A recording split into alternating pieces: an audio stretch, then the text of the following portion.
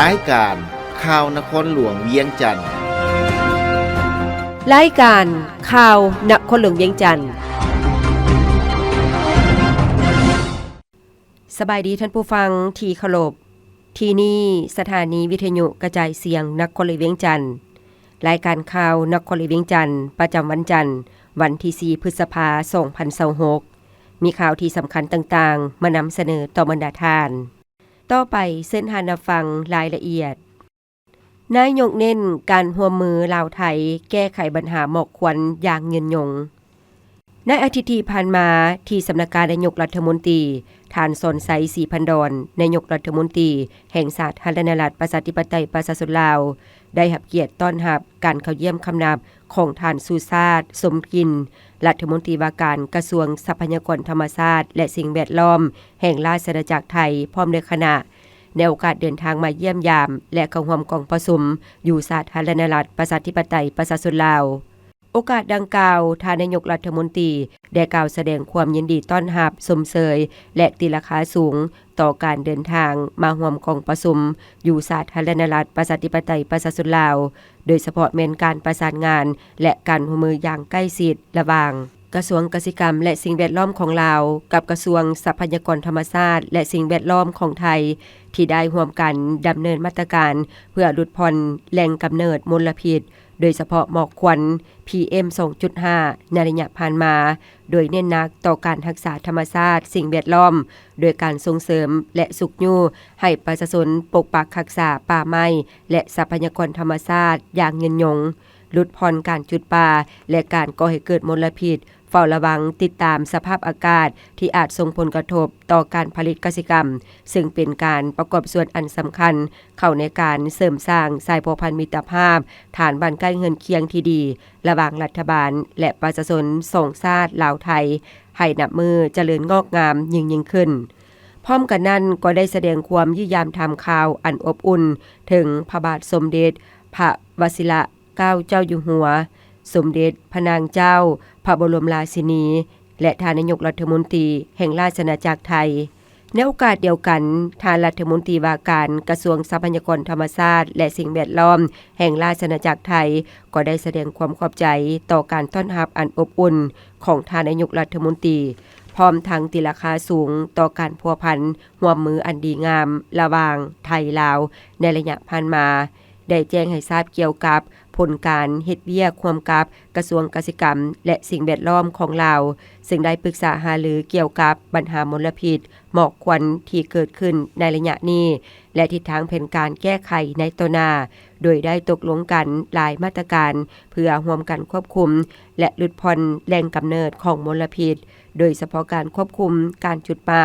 การป้องกันไฟไหม้ลามป่าอยู่เขตชายแดน2ประเทศเพื่อให้2ประเทศมีสิ่งแวดล้อมที่ดีอย่างต่อเนื่องจัดกิจกรรมอย่างเพื่อสุขภาพเฉลิมฉลองวันกรรมกรสากลครบรอบ140ปีศูนย์กลางสหพันธ์กรรมบาลลาวจัดพิธีโฮมสุมนุมใหญ่และกิจกรรมอย่างเพื่อสุขภาพขึ้นในวันที่1พฤษภาคม2026อยู่สวนประตูไซนครหลวงเวียงจันทน์เพื่อเฉลิมฉลองวันกรรมกรสากลครบรอบ140ปีโดยมีท่านศาสตราจารย์ปริญญาเอกกิแก้วไข่คำพิทูลกรรมการกรมการเมืองส่วนกลางภาคประธานส่วนกลางในเหล่าสังชาติผู้สินำองค์การจัดตั้งมหาชนพร้อมด้วยการนำคันสูงภาครัฐทูตานุทูตองค์การจัดตั้งสากลประจำลาวและมวลชนชาวนครหลวงเวียงจันทน์เข้าร่วมหลายพันคนในพิธีทานวิไลวงศ์เกษมรองประธานคณะบริหารงานศูนย์กลางสหพันธ์กรรมบาลลาวกล่าวว่าการเฉลิมฉลองปีนี้บ่เพียงแต่เป็นการทบทวนคืนประวัติศาสตร์ความเป็นมาของการกำเนิดวันกรรมกรสากลก่อนนี้140ปีที่ทวงให้กรรมกรต้องได้เฮ็ดเวียก8ชั่วโมงเท่านั้นแต่ยังเป็นการยกระดับความรู้ด้านวิทยาศาสตร์เทคโนโลยีให้แก่กรรมกรลาวเพื่อเป็นกำลังหลักในการขับเคลื่อนเศรษฐกิจสังคมของชาติอย่างเข้มแข็งสำหรับสาธารณรัฐประชาธิปไตยประชาชนลาว กิจกรรมย่างเพื่อสุขภาพในครั้งนี้บ่เพียงแต่เป็นการระลึกถึงวันสำคัญดังกล่าวแต่ยังเป็นการปลุกระดมให้สังคมและหัวหน่วยธุรกิจเพิ่มทวีการเอาใจใส่พัฒนาสีมือแห่งงานลาวให้เข้มแข็งพร้อมทางปกป้องสิทธิผลประโยชน์และรับประกันรายรับที่เป็นธรรมให้แก่ผู้ออกแข่งงานกับการพัฒนาประเทศชาติในระยะใหม่หลังจากนั้นกิจกรรมอย่างมหาชนเพื่อสุขภาพได้เริ่มจากส่วนประตูไซหาหอคำและกลับคืนสู่ประตูไซนอกนี้จะสร้างขบวนการแข่งขันสีมือแห่งงานบริจาคเลือดช่วยเหลือสังคมแข่งขันกีฬาศิลปะและกิจกรรมถามตอบความรู้อยู่ตามหัวหน่วยแห่งงานทั่วประเทศกองประชุมคณะชี้นำระดับชาติการสำรวจพลเมืองที่อยู่อาศัยทั่วประเทศครั้งที่5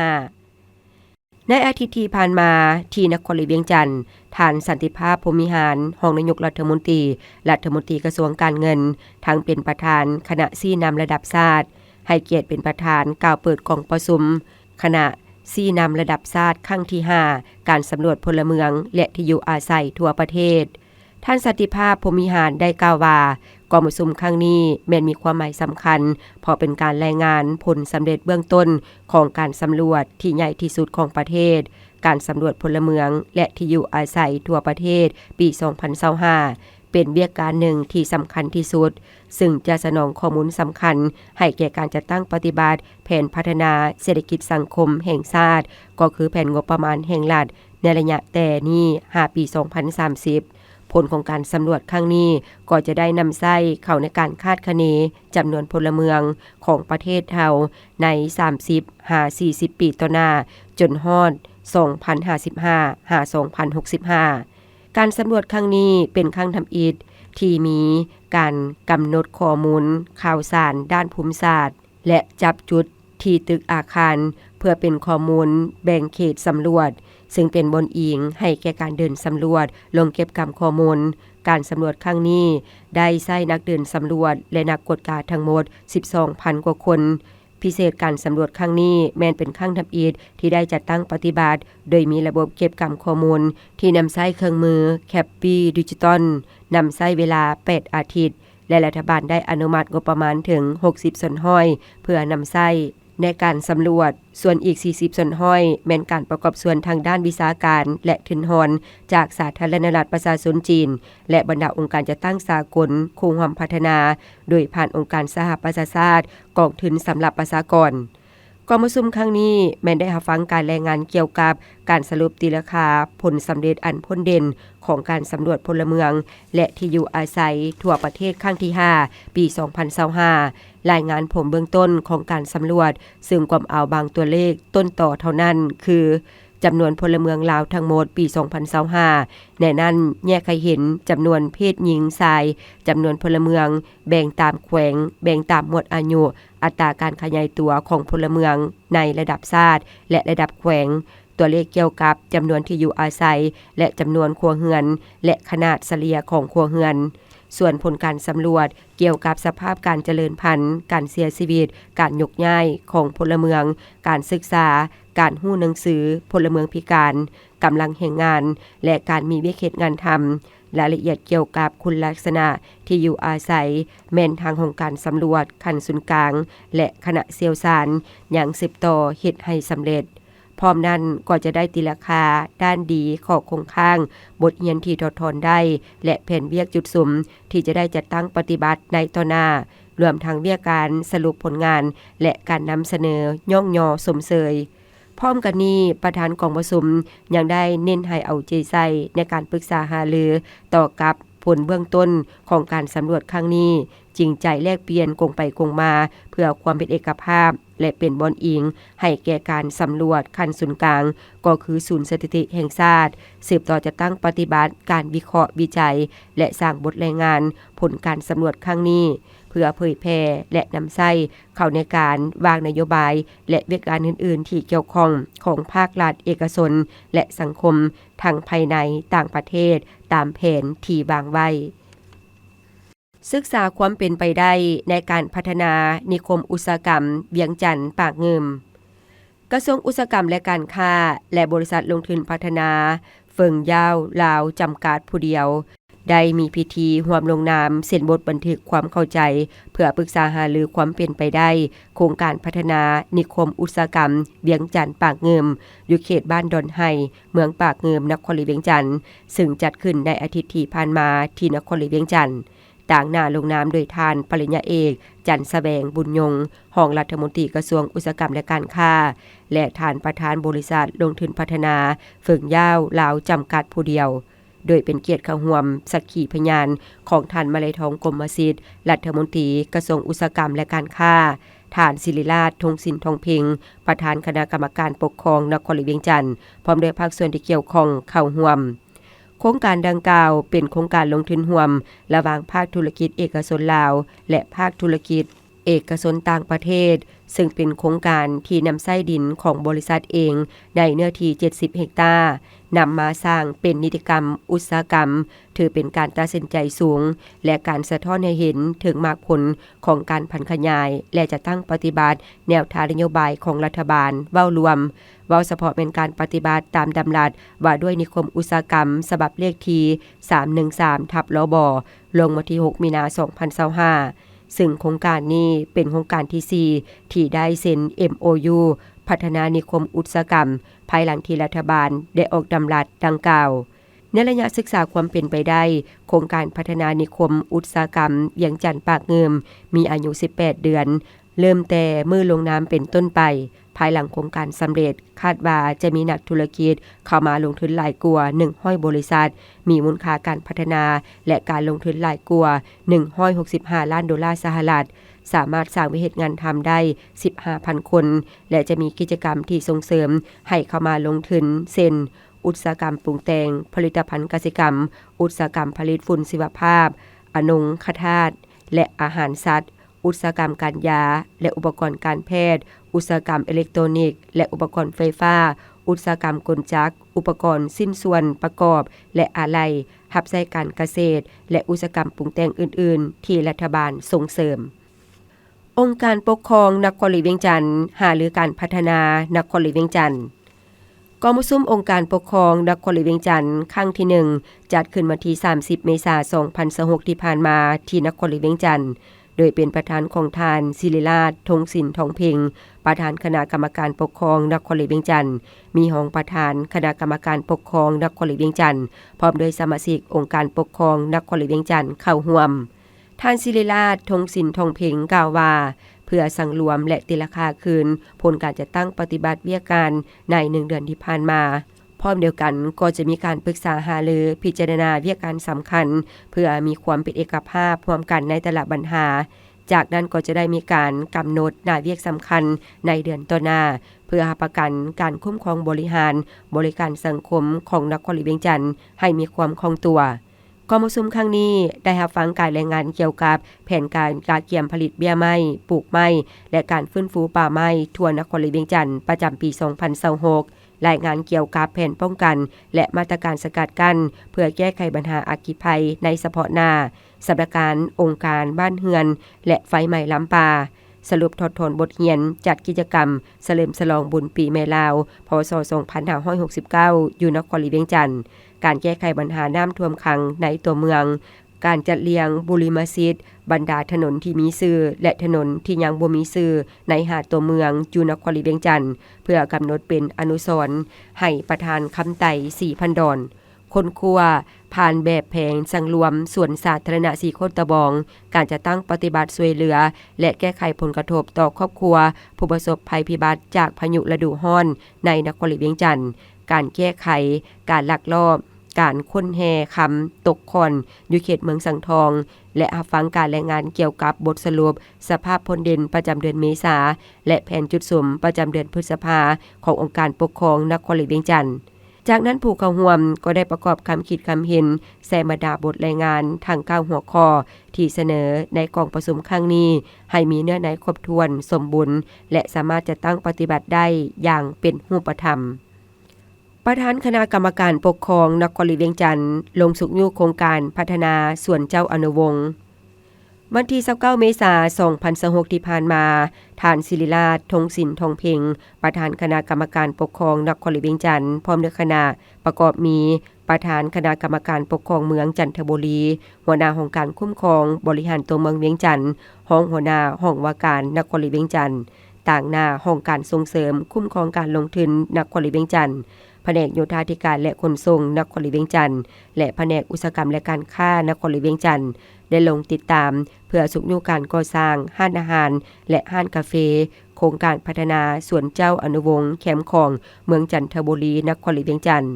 ถูกต้อนรับและรับฟังการรายงานความคืบหน้าของโครงการจากท่านนางถาวรเมืองปากประธานบริษัทฟูจิวาระจำกัดผู้เดียวและท่านศรีสุพลศรีหราชผู้อำนวยการบริษัทดาวเฮืองจำกัดผู้เดียวที่เป็นบริษัทสัมปทานพัฒนาสวนเจ้าอนุวงศ์โครงการพัฒนาสวนเจ้าอนุวงศ์โดยบริษัทผู้สัมปทานและพัฒนาได้ก่อสร้างห้านอาหารนานาชาติ2หลังและห้านกาเฟ1หลังเป็นอาคารสั้นเดียวพร้อมทั้งพัฒนาสร้างเป็นบ่อนจอดรถของนักท่องเที่ยวตั้งอยู่สวนเจ้าอนุวงศ์ผักถึงต่อหน้าด้านหลังของโรงแรมล้านสร้างซึ่งเริ่มก่อสร้างมาแต่เดือนกุมภาพันธ์2026และจะให้สำเร็จต้นปี2027จุดประสงค์เพื่อสร้างเป็นห้านอาหารและห้านกาเฟรองรับนักท่องเที่ยวทั้งภายในต่างประเทศที่มาท่องเที่ยวนครหลวงเวียงจันทน์ก็คือมาเที่ยวชมสวนเจ้าอนุวงศ์จะได้มีบ่อนรับประทานอาหารและเครื่องดื่มเป็นการสร้างความดึงดูดให้ผู้ที่มาเที่ยวชมสวนเจ้าอนุวงศ์และสร้างรายรับให้ผู้ลงทุนเพื่อมีทุนมาพัฒนาและปกปักรักษาสวนเจ้าอนุวงศ์ให้มีความสะอาดงามตามีสิ่งแวดล้อมที่ดีและสถานที่เขียวงามตลอดไปกลายเป็นสวนสาธารณะตัวแบบซึ่งการก่อสร้างมาฮอดปัจจุบันนี้น่าเวียดมีความคืบหน้าประมาณ10ส่วนห้อยและคาดว่าจะสำเร็จตามแผนการที่วางไว้ภายหลังการรับฟังรายงานการพัฒนาโครงการจากผู้พัฒนาและแขนงการเกี่ยวข้องประธานคณะกรรมการปกครองนครหลวงเวียงจันทน์ได้แสดงความสมเสยมายังผู้ลงทุนพัฒนา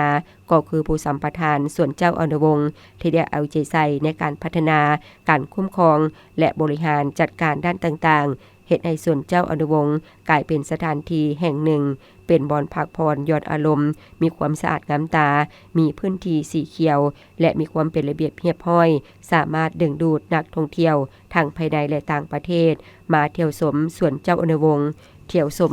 ตลาดกลางคืนและอื่นๆอันได้สร้างใบหน้าใบตาให้นครหลวงเวียงจันทน์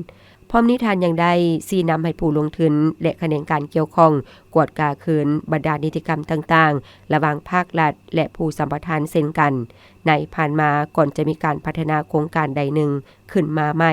ถ้าปัญหาใดบ่สอดคล้องกับนิติกรรมตัวเก่าก็ให้พร้อมกันปรับปรุงแก้ไขโดยไวเพื่อให้มันถูกต้องตามระเบียบกฎหมายเพื่อบ่ให้มีปัญหาข้างค้ากันในต่อหน้าระหว่างผู้พัฒนากับภาครัฐและหลีกเลี่ยงห่างเสียงทางลบจากสังคมโดยรวมแล้วโครงการจะเป็นการพัฒนาร่วมกันระหว่าง2ฝ่ายเพื่อสร้างให้โครงการมีหลายหับมีการปกปักรักษาสิ่งแวดล้อมมีความเป็นระเบียบเรียบร้อยมีความสิวิไลและมีความยืนยงตลอดไปกองประชุมใหญ่ครั้งที่8คณะภาคฐานแผนกการเงินนครหลวงเวียงจันทน์กองประชุมใหญ่ครั้งที่8คณะภาคฐานแผนกการเงินนครหลวงเวียงจันทน์ได้เปิดขึ้นเมื่อบ่ดลมานี้โดยการกระหว่ำของสหายศิริราชทงศิลป์ทองเพ็งรองเลขาคณะบริหารงานภาคประธานคณะกรรมการองค์การปกครองนครหลวงเวียงจันทน์สหายเวียงสาลีอินทพรมเลขาคณะภาคฐานแผนกการเงินนครหลวงเวียงจันทน์สหายวินัยทิพย์ดาราเลขาหน่วยภาคสวยสาอากรประจำนครหลวงเวียงจันทน์สหายปริญญาเอกผู้ทรแก้วดวงมณีคณะจัดตั้งนครหลวงเวียงจันทน์สหายวรเดชโคตรศรีเมืองประธานคณะกวดกาภาคมีคณะเลขาหน่วยภาคที่ขึ้นกับพร้อมด้วยสมาชิกภาคอ้อมข้าง200กว่าสหายเข้าร่วมกองประชุมได้รับฟังห่างบทรายงานการเมืองและแผนพัฒนาแผนงานในระยะ5ปีซึ่งคณะภาคภาคฐานแผนกการเงินนครหลวงเวียงจันทน์มีสมาชิกภาคทั้งหมด231สหายหญิง90สหายมี10หน่วยภาคขึ้นกับโดยสมาชิกภาคทั้งหมดนั้นได้เอกภาพกันรับของเอา2ห่างบทรายงานดังกล่าวเพื่อนำไปพันขยายเป็นแผนงานอันละเอียดในการจะตั้งปฏิบัติตัวจริงกองประชุมได้ดำเนินการปนบัตรเลือกเอาคณะภาคภาคฐานแผนกการเงินนครหลวงเวียงจันทน์สุดใหม่มีผู้สมัคร11สหายเลือกเอา9สหายคือ สหายเวียงลาสีอินทพรมสหายสุรเดชสุวรรณจุมคำสหายวินัยทิพดาราสหายนางสุรีดาวันแก้ววิเลวันสหายนางจันทวีหน่อยสายคำสหายวรเดชโคตรสีเมืองสหายสิงห์คำเยริเฮอร์สหายพุทธขันติสหายบัวบางอัตนาพรผ่านกองประชุมข้างปฐมฤกษ์ได้เอกสารเลือกเอาสหายเวียงลาสีอินทพรมเป็นเลขาคณะพรรคฮักฐานแผนกการเงินนครหลวงเวียงจันทน์สหายสุริเดชสุวรรณจุมคำเป็นรองเลขาทางเป็นประธานกฎกาพรรคโอกาสนี้สหายศิริราชธงสินทองเพ็งได้ย่องยอเสริมเสยต่อความพยายามในการสมทุกความสามารถในเวียกการอย่างตั้งหน้าซึ่งแสดงออกในผลสำเร็จหลายด้านในหางบทแรงงานที่ได้รายงานต่อกองประชุมพร้อมทางได้เน้นให้คณะพรรคฮักฐานสุดใหม่สืบต่อเวียกการศึกษาอบรมเวียกการเมืองแนวคิดบรรดาสมาชิกพรรคให้เอาใจใส่ต่อหน้าที่ของตนด้วยความรับผิดชอบสูงเพิ่มทวีความเข้มงวดทางด้านวินัยการเงินก็คือจรรยาบรรณของรัฐกรสืบต่อเบี้ยการขยายสมาชิกพรรคอย่างมีประสิทธิภาพและมีประสิทธิผลสูงขึ้นเป็นก้าวห้องเลขาคณะพรรคนครหลวงติดตามแก้ไขผลกระทบจากพายุฤดูร้อนอยู่3บ้านในอาทิตย์ที่ผ่านมาท่านทวีไสเมาสมภูห้องเลขาคณะพรรคนครหลวงเวียงจันทน์พร้อมด้วยคณะลงติดตามสุกยู่และแก้ไขผลกระทบจากพายุเมื่อบ่ดลผ่านมานี้อยู่ใน3บ้านของตาแสงสร้างมีไซเมืองไซธานีนครหลวงเวียงจันทน์มีบ้านนาคันทุงหัวขัวและบ้านหัวนาให้เกียรติต้อนรับโดยทานเพชรสมพรแสนศรีห้องเลขาพรรคเมืองประธานคณะกรรมการปกครองเมืองไซธานีมีท่านรองประธานคณะกรรมการปกครองเมืองหัวหน้าห้องการเกี่ยวข้องประธานคณะกรรมการปกครองตาแสงสร้างมีไซอำนาจการปกครองบ้านตลอดฮอดครอบครัวที่ได้รับผลกระทบจากพายุฤดูร้อนทั้ง3บ้านเข้าร่วมในพิธีท่านจันทรีมีละวงศ์กรรมการพรรคเมืองประธานคณะกรรมการปกครองตาแสงสร้างมีไซได้รายงานเกี่ยวกับผลกระทบจากพายุดังกล่าวโดยย่อว่าในกลางคืนของวันที่23เมษายน2026ได้เกิดมีฟ้าห้องฝนตกและเฮ็ดให้เกิดพายุพัดแหงเข้าในเขตตาแสงสร้างมีไซซึ่งเฮ็ดให้เรือนซานของพ่อแม่ประชาชนได้รับผลกระทบและเสียหายเป็นจำนวน35ครอบครัวใน3บ้านในนี้มีบ้านนาคันทุงเสียหาย13ครอบครัวบ้านหัวนา12ครอบครัวและบ้านหัวขัว10ครอบครัวคาดมีมูลค่าเสียหายทั้งหมด92ล้าน7แสนกว่ากีบโอกาสนี้ท่านทวีไสเมาสมภูก็ได้ให้เกียรติโอ้ลมและให้กำลังใจแก่ครอบครัวที่ได้รับผลกระทบจากพายุฤดูร้อนที่ผ่านมาพร้อมทั้งแสดงความย่องยอสมเสยต่ออำนาจการปกครองบ้านคณะกรรมการปกครองตาแสงสร้างมีไซและองค์การปกครองเมืองที่ลงใกล้ชิดติดแทศกับครอบครัวที่ได้รับผลกระทบตลอดมา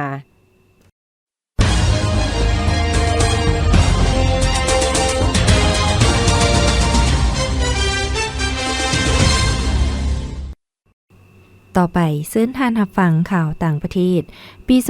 2025 FDI ของสิงคโปร์เพิ่มขึ้น 8.4 ส่วนห้อยในท้ายอาทิตย์ที่ผ่านมาการลงทุนโดยกงจากต่างประเทศหรือ FDI ของสิงคโปร์ในปี2025เพิ่มขึ้น 8.4 ส่วนห้อยเมื่อเทียบใส่ระยะเดียวกันของปีก่อนเป็นเงิน197ตื้อดอลลาร์สิงคโปร์ประมาณ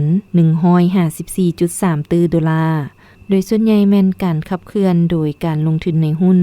สำนักงานสถิติของสิงคโปร์ได้ระบุในแถลงการณ์ว่าการเพิ่มขึ้นดังกล่าวส่วนใหญ่แม่นย้อนการลงทุนในหุ้นซึ่งกวมเอาอัตราส่วนใหญ่ของการไหลเข้าของเงินทุนทั้งหมดดังนั้นสหรัฐอเมริกาโหนรังเอียกรังจีนและอังกฤษแม่นแหล่งการลงทุน5อันดับต้นๆโดยรวมกันกวมเอา 46.8 ส่วนห้อยของการลงทุนทั้งหมดในปีกายนี้ด้านอุตสาหกรรมแขนงการเงินและการประกันภัยยังคงเป็นภาคส่วนที่ได้รับการลงทุนส่วนใหญ่ที่สุดซึ่งกวมเอา 63.9 ส่วนห้อยของ FDI ในขณะที่อุตสาหกรรมที่สำคัญอื่นๆรวมมีการบริการด้านวิชาชีพการบริการสนับสนุนการค้าส่งและการขายย่อย การผลิตข้อมูลข่าวสารและการสื่อสารกลุ่มอุตสาหกรรมทั้ง5กลุ่มนี้รวมกันกวมเอา 96.2 ส่วนห้อยของการลงทุนโดยกงจากต่างประเทศทั้งหมดที่ไหลเข้ามาในสิงคโปร์ในปี 2025 ยอดมูลค่าการจราจรสินค้าในสังคมจีนเพิ่มขึ้น 6.2 ส่วนห้อยเมื่อบ่ดลมานี้สหพันธ์การจราจรสินค้าและการจัดซื้อของจีนได้เปิดเผยข้อมูลการจราจรสินค้าในไตรมาสที่1ของปีนี้ซึ่งแสดงให้เห็นว่านับแต่เดือนมังกรหาเดือนมีนาปีนี้ยอดมูลค่าการจราจรสินค้าในสังคมจีนบรรลุ640ล้านหยวนเพิ่มขึ้น 6.2 ส่วนห้อยเมื่อเทียบใส่ระยะเดียวกันของปีกายจังว่าการเติบโตได้เพิ่มขึ้น 0.5 ส่วนห้อยนับแต่เดือนมังกรหาเดือนมีนาปีนี้ยอดมูลค่าการจราจรสินค้าอุตสาหกรรมได้เพิ่มขึ้น 5.8 ส่วนห้อยเมื่อเทียบใส่ระยะเดียวกันของปีกายและได้ประกอบส่วนหลายกว่า 80 ส่วนห้อยของการเติบโตยอดมูลค่าการจราจรสินค้าในสังคมและยังคงเป็นแรงขับเคลื่อนต้นต่อในการสุกยูการเติบโตด้านความต้องการการจราจรสินค้าในสังคมนอกนี้ยอดมูลค่าการจราจรสินค้าของกรมกองและพลเมืองได้เพิ่มขึ้น 6.5 ส่วนห้อยเมื่อเทียบใส่ระยะเดียวกันของปีกายในไตรมาสที่1ของปีนี้ปริมาณการจราจรสินค้านำเข้าประเภทที่ซื้อขายกันในจำนวนหลวงหลายเช่นผลิตภัณฑ์พลังงานแห่โลหะเป็นต้นนับรวมแล้วได้เพิ่มขึ้น 9.4 ส่วนห้อยเมื่อเทียบใส่ระยะเดียวกันของปีกายพยากรณ์อากาศประจำวันที่4พฤษภาคม 2026ความกดดันต่ำของอากาศร้อนยังสืบต่อปกคลุมอยู่ทั่วทุกภาคของประเทศลาวโดยกำลังอ่อนหาปานกลางสมทบกับกระแสลมตะวันตกเฉียงใต้พัดปกคลุม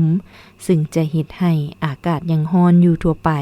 และจะมีฝนตกฟ้าร้องฟ้าเลื่อมในระดับคอยหาปานกลางพอมีลมพัดแรงอยู่บางท้องถิ่นในแต่ละภาคตื่มอีกดังนั้นจึงขอแจ้งเตือนถึงประชาชนบรรดาเผ่า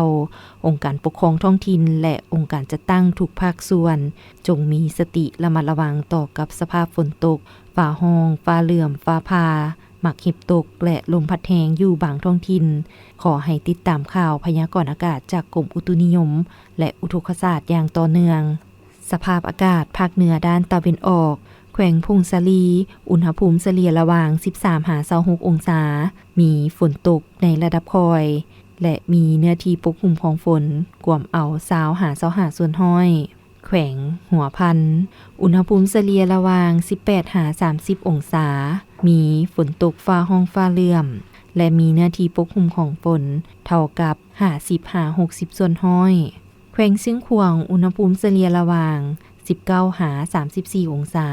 เนื้อที่ปกคลุมของฝนเท่ากับ 50 ส่วนห้อยแขวงอุดมไซอุณหภูมิเฉลี่ยระหว่าง 22-35 องศาเนื้อที่ปกคลุมของฝนเท่ากับ 30 ส่วนห้อยแขวงบ่อแก้วอุณหภูมิเฉลี่ยระหว่าง 22-35 องศามีหมอกแห้งปกคลุมเป็นบางส่วนแขวงหลวงน้ำท้าอุณหภูมิเฉลี่ยระหว่าง 20-31 องศาแขวงหลวงพระบางอุณหภูมิเฉลี่ยระหว่าง 24-38 องศาแขวงไชยบุรีอุณหภูมิเฉลี่ยระหว่าง 23-37 องศานครหลวงวิงจันทน์อุณหภูมิเฉลี่ยระหว่าง 24-36 องศาภาคกลางแขวงไชยสมบูรณ์อุณหภูมิเฉลี่ยระหว่าง 19-36 องศาแขวงเวียงจันทน์อุณหภูมิเฉลี่ยระหว่าง 24-35 องศาแขวงบุรีคำไซอุณหภูมิเฉลี่ยระหว่าง 21-35 องศาแขวงคำมวลอุณหภูมิเฉลี่ยระหว่าง 24-35 องศาและมีเนื้อที่ปกคลุมของฝนเท่ากับ 30-40 ส่วนห้อยแขวงสวรรณเขตอุณหภูมิเฉลี่ยระหว่าง 25-36 องศาภาคใต้แขวงจำปาสักอุณหภูมิเฉลี่ยระหว่าง 15-37 องศาแขวงสารวันอุณหภูมิเฉลี่ยระหว่าง 24-34 องศาแขวงเซกองอุณหภูมิเฉลี่ยระหว่าง 24-35 องศาแขวงอัตตปืออุณหภูมิเฉลี่ยระหว่าง 25-38 องศามีฝนตกในระดับคอยเป็นบางบริเวณและมีเนื้อที่ปกคลุมของฝนกว่าเอา10ส่วนห้อยท่านผู้ฟังที่เคารพรายการข่าวนครหลวงเวียงจันทน์สำหรับภาคนี้ได้เสี่ยงสุดลงเพียงเท่านี้ เพชรสมรดงวิไลพร้อมด้วยอุไรวันแสงพระจันทร์อ่านสบายดี